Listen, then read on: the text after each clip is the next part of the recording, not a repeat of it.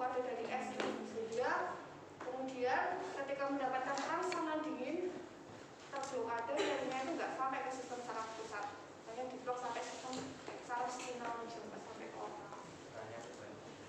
Jadi biasanya kalau kasus-kasus pada area jaringan lunak seperti ligamen, kemudian tendon, itu biasanya memang menggunakan es ya.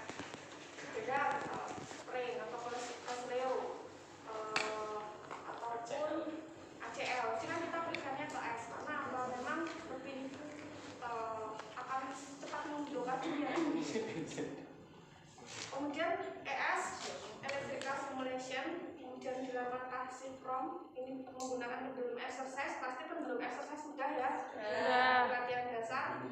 Kemudian ada gerakan shoulder flexion dan shoulder ABD, kemudian active from, dan juga hand gripping. Siapa di sini yang belum pernah ketemu sama arah hand gripping? Hand grip udah. Gini. Nggak ada, kita nggak punya. Tadi di Brazil masih diajukan. Exercise putih. Kenapa Bu? Putih. Exercise putih. Jadi itu kayak play. Tapi dia sangat elastis. Jadi buat latihan di area kayak play, tapi dia lebih elastis. Jadi dia memberikan tangan. Jadi nanti apa namanya? Malam. Slide, siap. Jadi penggunaannya itu dia bisa apa ya? Bentuknya itu sangat mobile ya. Jadi kayak slide itu. Jadi untuk latihan meremas, kemudian dia dibentuk lingkaran seperti ini pun bisa. Jadi untuk latihan dia ABD di area jari-jarinya. Jadi latihannya seperti itu. Kemudian ada mobilisasi shoulder. Oke. Kita masuk ke fase pertama dulu untuk cryoterapi. Ayo siapa yang masih ingat massage es, kompres es? Berapa kali, dosisnya berapa kali?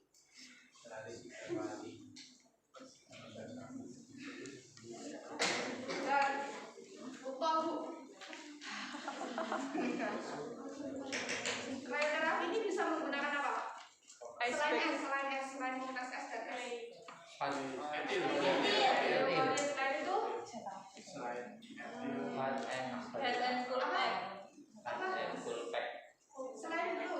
masih KS. Cairan apa? Nitrogen. Oke, kemudian apa namanya? Dosisnya bisa dilakukan 4-5 kali dalam sehari sesuai dengan apa namanya tingkat dari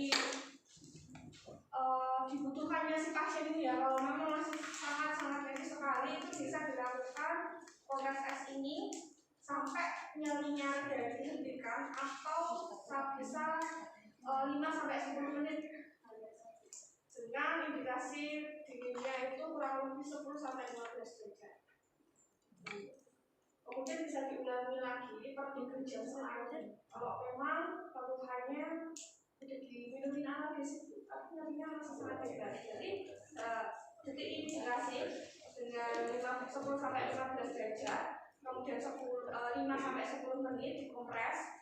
Atau kalau nggak nyampe 10 menit Bu, tapi ini nyerinya udah mulai turun, ya sudah nggak usah 10 menit. Nanti sudah sekiranya nanti nyerinya timbul lagi, per 2 jam ke depan bisa diberikan lagi. Nah itu bisa dilakukan 4-5 kali dalam sehari. Jadi sebenarnya banyak referensi judul yang sehari itu ada 5 kali, ada yang 3 kali. Itu tergantung dari kebutuhan pasien.